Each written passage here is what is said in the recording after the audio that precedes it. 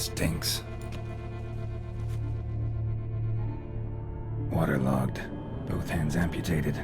Body was quartered just as I thought. Laid in water for some time. Head swollen, and something took a few bites out of it.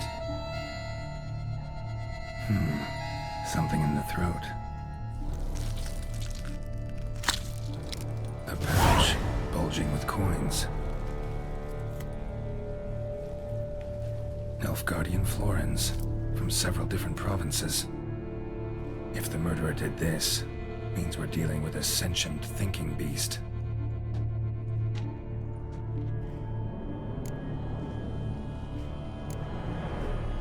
Body was chopped up after death.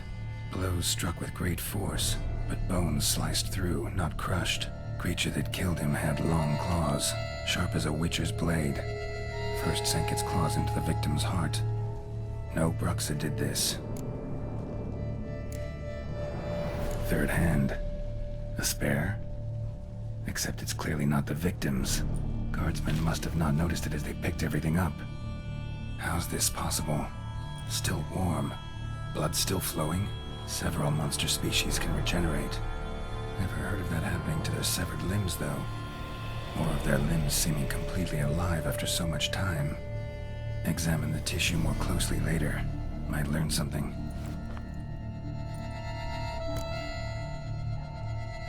So, murderer was clearly a monster, but not a Bruxa. But then why'd the Bruxa come here for the severed hand? And who does the hand belong to? Why the hell's it still warm? Now, pouch shoved down the victim's throat. What's the significance? And why was he chopped up into pieces? Lots of questions, no answers so far. Need to know about the other victims. I'll ask Palmerin to get me in to see the Duchess.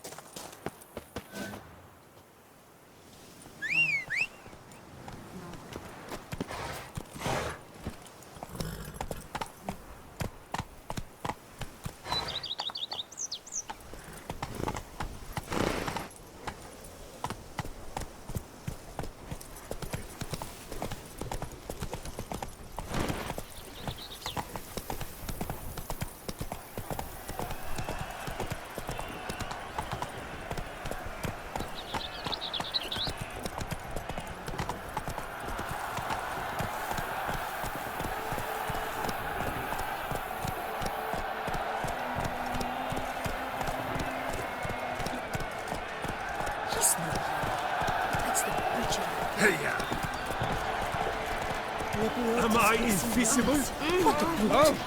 Why? Camellia best not be late. Oh! Trying to edge forth the raw, so the heart, which to all means justice. To help the millstone. But virtue always trumps villainy. Need to speak to the Duchess, urgently. All right, you scamps.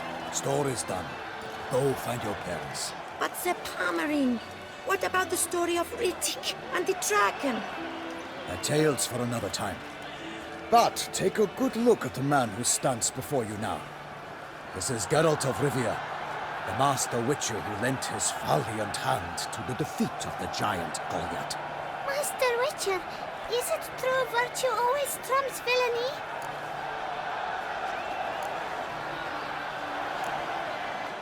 Not always. Could go either way. Sometimes virtue wins, sometimes villainy gets the upper hand. Still worth being good.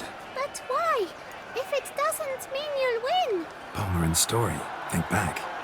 A decent man attracts other good folk, makes friends he can count on. The rogue? Well, you can only count on other rogues. And who would you rather have for a friend? A man of virtue? I must agree. Now, that will do for questions. Go find your parents. Her Enlightened Highness has doubtless arrived at the tourney grounds to watch the battle in the arena. If we hurry, we'll be in time to speak with her before the spectacle begins. Lead the way.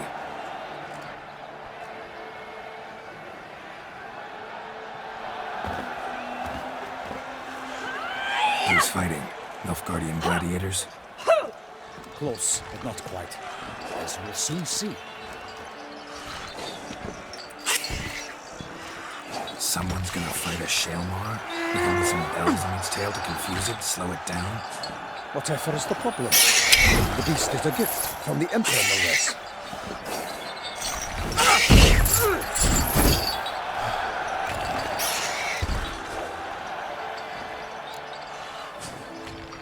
Shouldn't torment the beast. How would you like to be dumped in an arena, blindfolded with a string of bells dangling from your ass?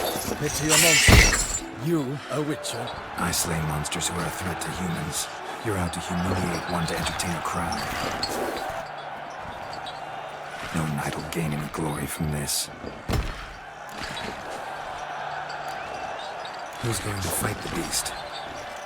Guillaume, the young man you met. Yeah. Mentioned he'd promised his heart's captor a monster trophy. Great love demands great sacrifices. Let's go.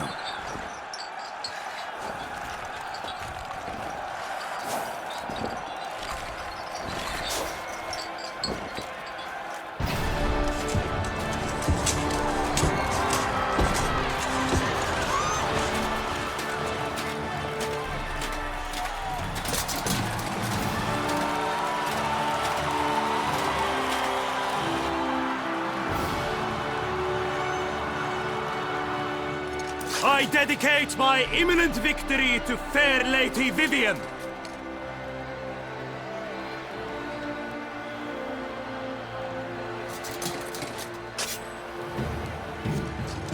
It's begun. The fight shall have to end first. We must wait.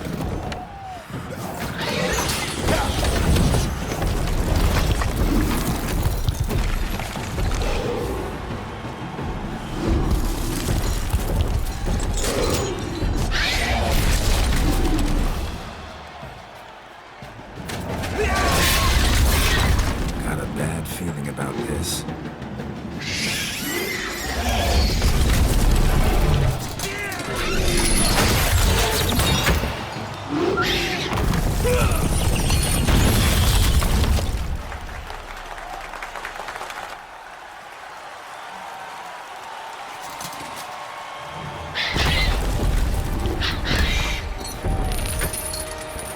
Damn it.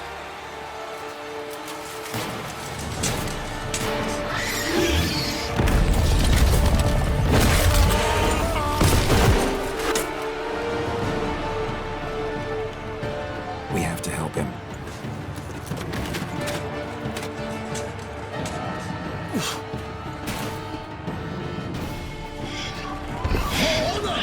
Onward! Gotta keep it down.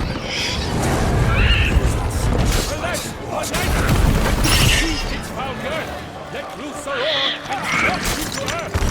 How came the Witcher in one mighty bound to give fight to the beast? Its plans are found.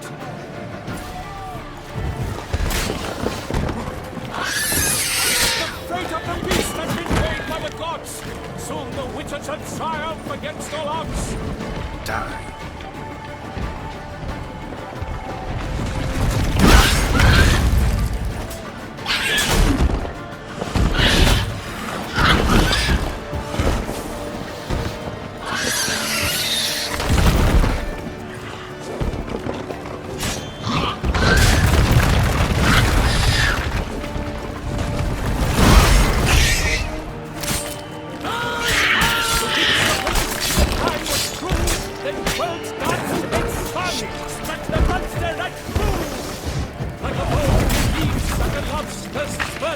So the Witcher wooed the Shaelmar, then its foul heart turned.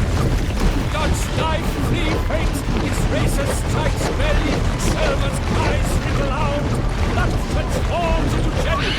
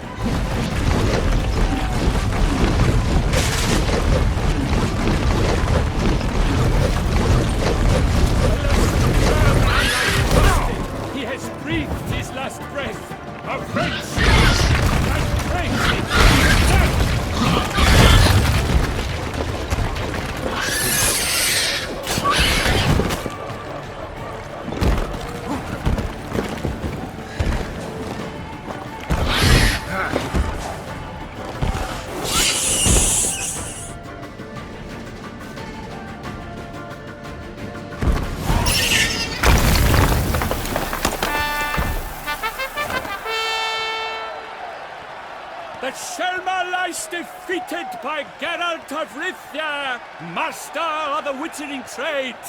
Behold, as the last gasps of life seep from the beast.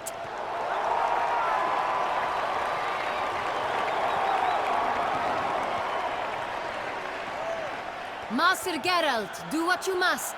Finish the deed!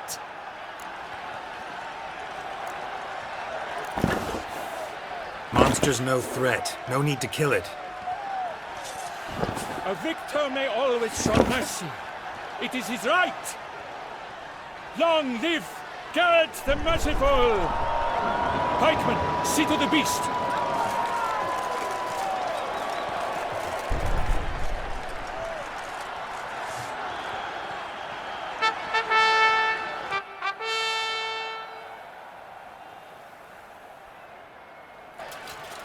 Forgive me. I am not as nimble as in my younger years. You fought bravely. Thanks for your help.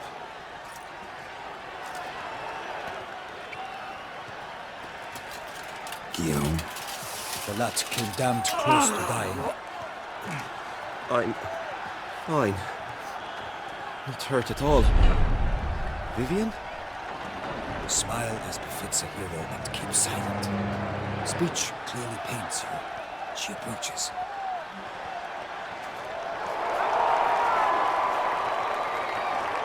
Geralt. We must talk. Vivian. You shall talk later, in the medic's tent. Geralt, magnificent, breathtaking. Your Grace. We knew that to summon you was a brilliant idea. We are delighted, ravished to have struck upon it. And I'm truly, honored. See to our young hero. Hop, hop. For we must make off with Geralt. We should talk. We had been long awaiting your arrival. Had nearly lost hope. Then suddenly, that entrance, so spectacular.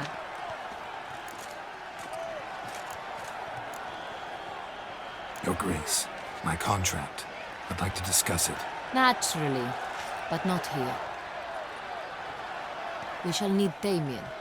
He led the investigation pending your arrival. But wherever could he be? Come, we must find him.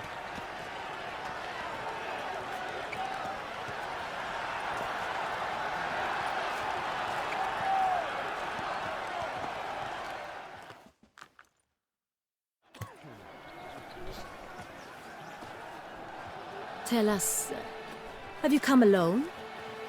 Or did Viscount Julian accompany you? Wish to see Dandelion, Your Grace?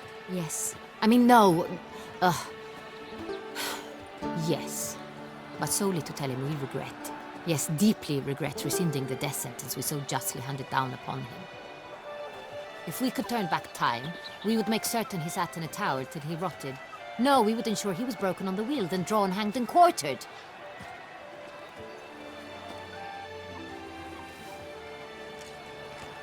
Ah, the very man we would entrust with these tasks.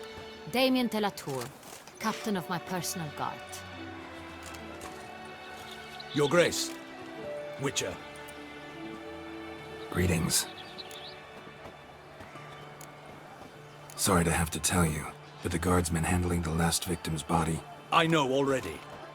The creature in the cellar of Corvo Bianco. Was it the beast? No. A Bruxa, a kind of vampire. Not the beast, but tied to it in some way. You know this how? Through careful analysis of the evidence, both on the riverbank and at Corvo Bianco. Do you mean to insinuate the investigation thus far has been sloppy? Geralt insinuates nothing of the sort. We must listen to him attentively.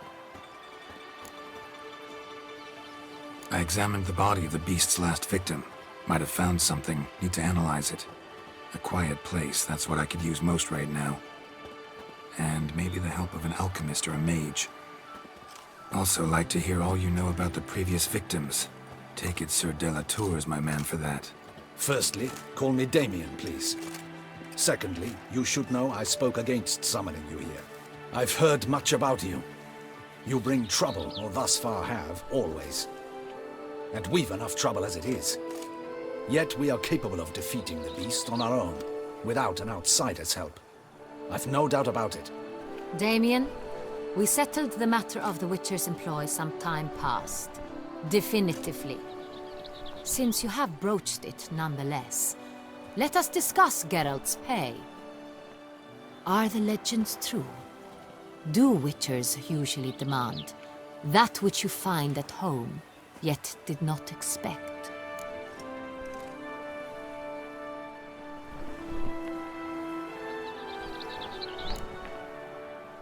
No, Your Grace. Usually we just ask for gold. The response we expected. Thus we've decided you shall receive the deed to a vineyard, Corvo Bianco, and the sum of coin. You will doubtless consider this adequate. Title to the vineyard shall be given to you at once. Surely you'll need lodgings while you hunt. The coin, however, will be yours only once you have slain the beast. Lovely, generous gesture, Your Grace. But Corvo Bianco, isn't it the Duchy's temporary morgue? Is it now? The Chancellery's bungled things again, we fear. Not to be left unsupervised for one instant. Yet, in its mood, a morgue should present minimal problems to a Witcher. What's more, nothing enhances a wine's reputation better than a grim legend. Thank you, Your Grace. I accept the contract, of course. But as I said before, I'll need some information. How'd it start? Who was the first victim? Crespi was the first to die. He was famed once for his many glorious tournament victories. Then he grew old, hung up his sword, and took to winemaking. Crespi was not loved by the wine merchants. He was ruthless in business and thought to cheat many a time. He asked us for a dispensation from all court ceremonies. We did not grant it. We could not. Once you've taken the oath of a knight, you remain a knight till death. How'd he die? Where'd they find the body? Quite unusual, the circumstance. He was at a feast when suddenly one of his fellow feastgoers noticed he was missing. The town watch found him an hour later. On his hands and knees, propped against the town pillory, his sword hanging from his neck. He had died of wounds inflicted with claws, not a weapon. Blows of great force. So he died suddenly, but the body was on its knees, meaning someone posed it. So it seems. Second murder. Tell me what you know. In the city there are certain nooks. No one reasonable ventures there after dark. Ramon Dulac's corpse was found in one such place. With the first murder, terror gripped the city. Its inhabitants grew wary, kept to safe areas. Consequently, news of the second victim came to us from a group of concerned cut-purses. Criminals fear the beast? Telling in a way. Take it you've excluded the possibility that Ramon died at the hands of these bandits. Do you believe me an amateur? Not hands, but claws killed Ramon Dulac. The wound was deep, clean. His body was found in the gutter, dressed in nightshirt and cap, a pillow placed under his head, and his sword replaced by a bed warmer. Ramon Dulac, a knight who but a dozen years past was an advisor to our father, the Duke. Someone went to a lot of trouble to make him look ridiculous. Maybe revenge was the motive. It's not out of the question. Dulac had shady dealings with the criminal underworld, but no one ever came forth with concrete proof of any misdoings.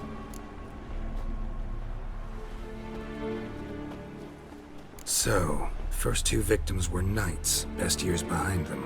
The same could be said of the third. Sir Delacroix was wont to claim that in modern times knights face new challenges, enterprise being the latest addition to the chivalric virtues. He made a veritable fortune in the grain trade. Palmerin even nicknamed him Sir de la Stinchi. Found a coin pouch on his body. Contained florins dating from various times, hailing from different provinces of the Empire. Delacroix loved coin, true, but had no patience for numismatics. Lots of similarities between the victims. All the bodies were found in strange places under extraordinary circumstances. Seems the murderer, whoever or whatever it is, has some meaning to convey. These were honorable men. We are horrified by the disdain, the disrespect with which they were treated. These were knights of Toussaint. Blast it. Might be the point. From what you say, none was a model of virtue. Ever considered that's what the beast's trying to draw attention to? All the murdered men were knights who swore fealty to the 5 chivalric virtues. And even if the Knights of Toussaint swear fealty to what virtues exactly? honor, wisdom, generosity, valor, and compassion. 5 virtues. Why are they so important to your knights? Strange question. Your Grace, forgive me. I'm a foreigner trying to understand another land's customs. You are forgiven. According to legend, the virtues we cultivate were bestowed upon us by the Lady of the Lake. How we truly came to espouse them, none remember. In Toussaint, we believe men of low birth should be simple-hearted and obedient. We expect much more, however, of our knights. They are to be soldiers and courtiers, lords and servants. Thus, the need for clear moral guidelines. At the time of his dubbing, a knight vows to demonstrate throughout his life honor, wisdom, generosity, valor, and compassion. Beast seems to be pointing up moral decay, denouncing it. Victims were all humiliated. Might have been murdered to emphasize their lack of specific chivalric virtues. Honor compromised by the pillory. Wisdom by ridicule. Generosity by a coin pouch shoved down a throat. It seems to fit, true, though not perfectly. Can't discount the theory if it's on the lips of everyone in town. Say our reasoning's right. Next murder will be just as showy and denounce the victim's lack of the 4th virtue, valor. We can also assume that victim will be an elder knight. Let's think. At the moment, all the knights are either at the tourney grounds or in the palace gardens. Our annual hare hunt shall begin there shortly. Have you heard of the custom? Milton mentioned something. Seemed excited to prance around in a bunny costume. Not sure why. Hang on. Strange circumstances. A knight advanced in years. The famed cowardice of rabbits. Could it be that simple? Is Milton de Peyrac-Peyren the next victim? Milton also knew Delacroix. Told me so down by the river. Damien! To miss something so obvious. De Peyrac-Peyren, Crespi, Delacroix, and Delac formed a knightly team. It was years ago, but They were a team? they were close friends, tightly knit. and as such earned the trust of our father, the Duke. We often witnessed him turn to them with delicate matters. Later, their paths diverged. Unlikely to be a coincidence. Beast must know it too. It's a lead, I'm sure. Your Grace, we need to find Milton, immediately. Rather problematic.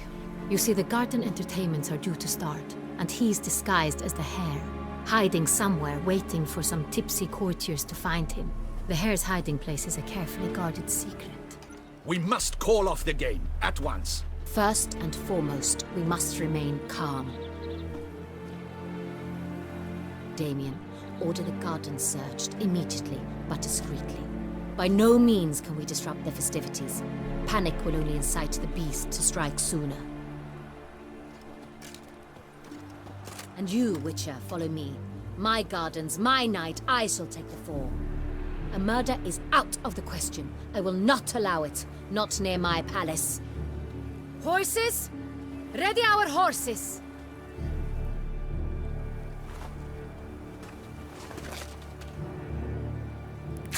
Your Grace!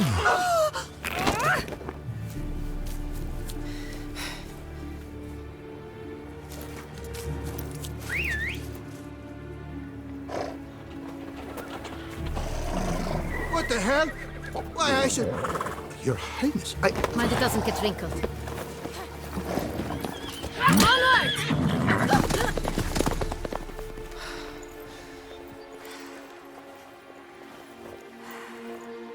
Hey! That is silk! Be careful! Give it to me!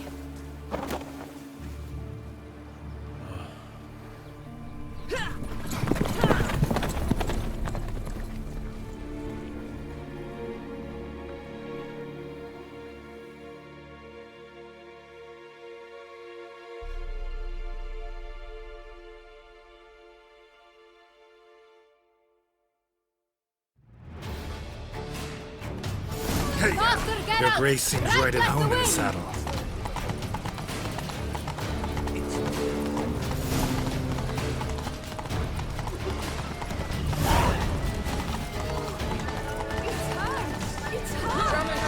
Clear the path! Clear the way, I said! Am I invisible?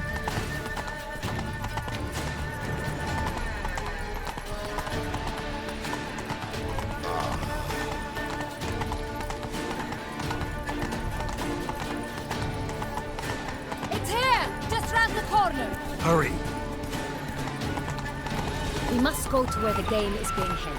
The participants must find a unicorn's horn, a golden fish, and a phoenix egg. With these in hand, they can deduce where the Hare, Milton, hides. Mean we need to find those things too? We've no other option, but time is of the essence, so we shall have to break the rules.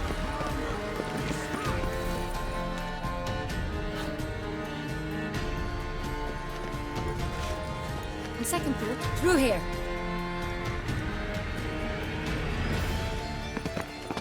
I shall show you where the hunt plays out. Then we will split up. You will get hold of the unicorn horn and the golden fish, while I nab the phoenix egg. That will be quickest. The unicorn. How do I catch it? It's terribly skittish, true, but I'm sure you will find a way to earn its trust. It turns round, over there, look. Golden fish. Do I need a rod or a net? Please. It's not a real fish. Look there, towards the water. See the lights? The hunters are trying to hook the fish from boats.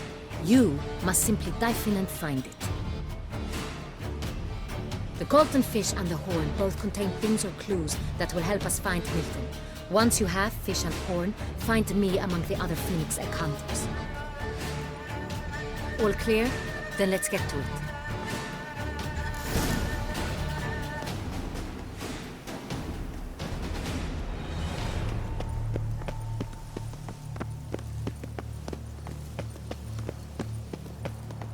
Fiorano of the 1290 vintage. I do encourage you to try. Stocks and the whip await those running riot. Don't you?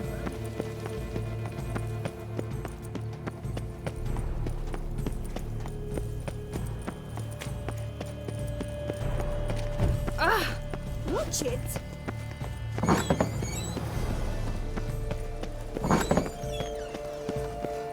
And have you ordered a new coat for the wine festival? Yes, you ought to see it.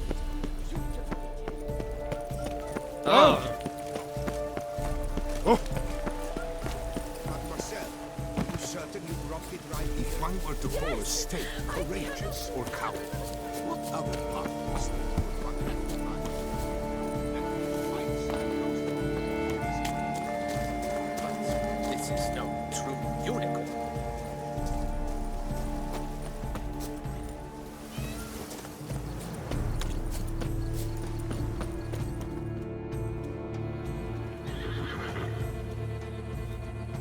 Perhaps an apple will work.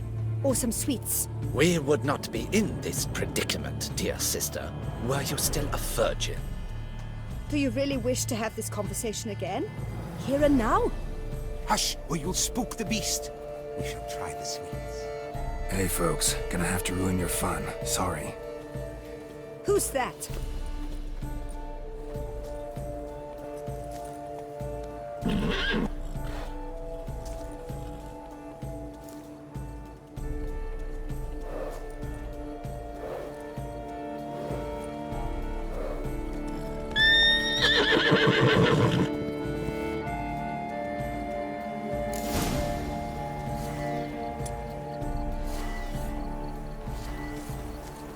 Come on, stay calm.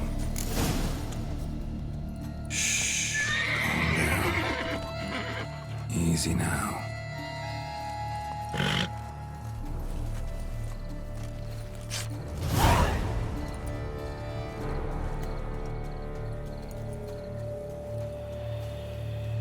Well, that's hardly fair. Flagrant cheating is what it is! Sirs, we must teach this scamp some proper sportsmanship.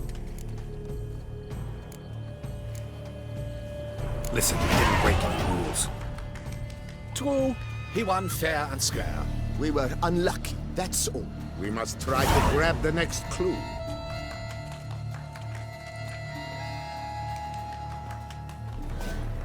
Gardens are huge. Be better off on horseback. Unworthy. Entirely inappropriate behavior. A complete collapse of social norms. Hey-ya!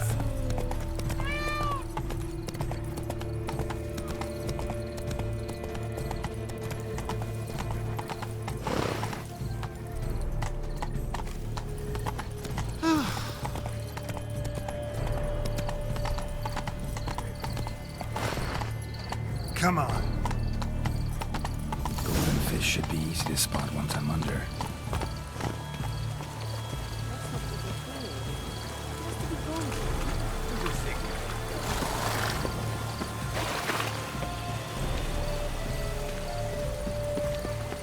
Art is not life's bread and butter, but its fruit I and must see a medic.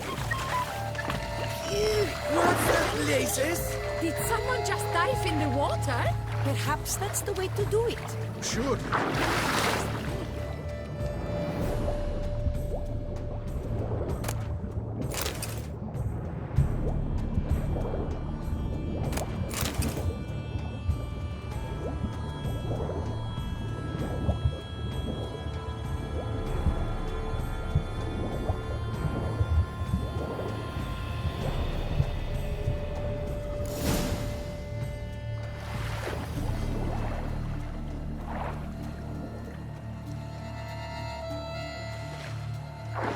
Hey, wait. Stop. It's important.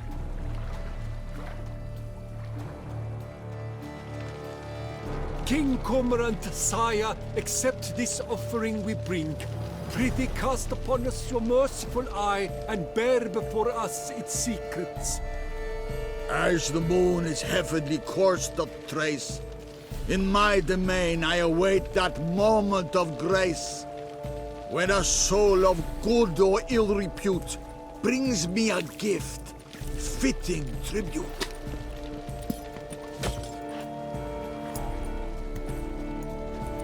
A key. Why, you bomb-botched wretch! He's ruined the game! Disgraceful.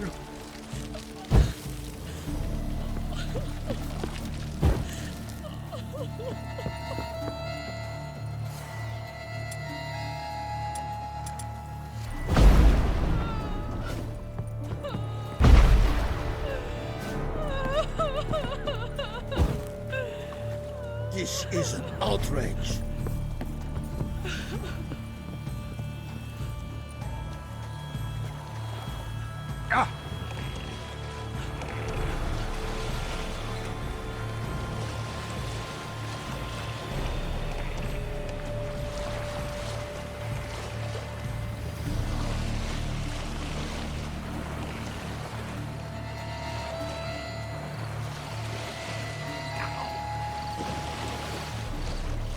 A bottle of wine's enough for two. Wines don't drink Behold the leopard from faraway Zerrikania. Oh! Predator. Behold the focused, fearsome symmetry. Have mercy on me!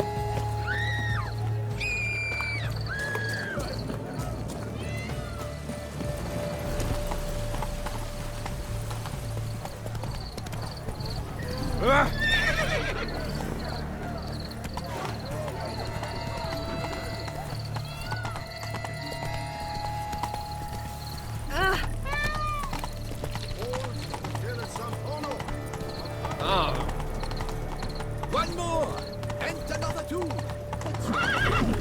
No buts. I wish only... Forgive my wife your presence. If you please, Your Grace. We do not please. We act out of the highest necessity. All shall be explained later. But it's against the rules. I am the rules.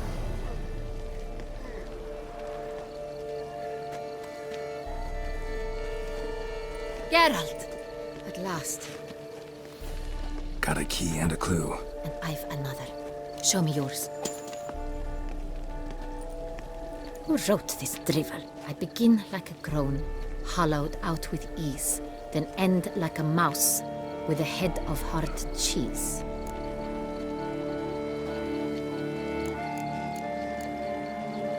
Let's see. Groan.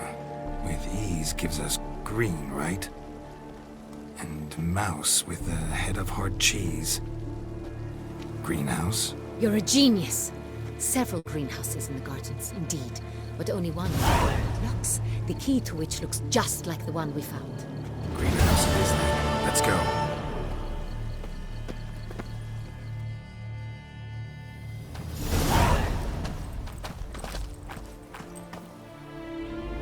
Wait here.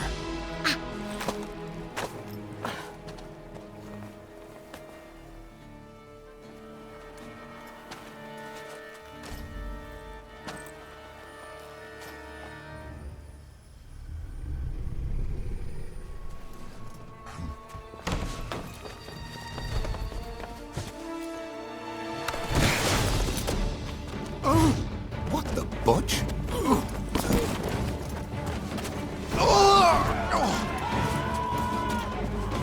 What was that?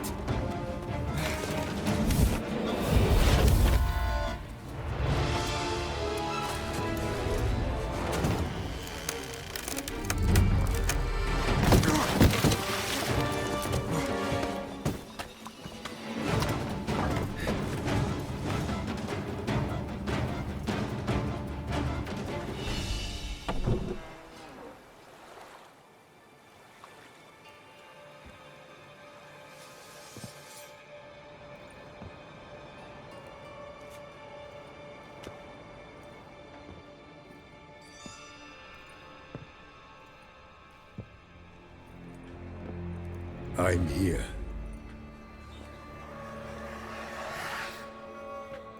This belonged to you, maybe? It did, but you may keep it. I've a new one. I do not know you. I've done you no harm. Yet first you butchered a Bruxa who was dear to me. Now you pursue me. Why? You've killed 4 innocent people, at least. And you? How many innocents have you cut down?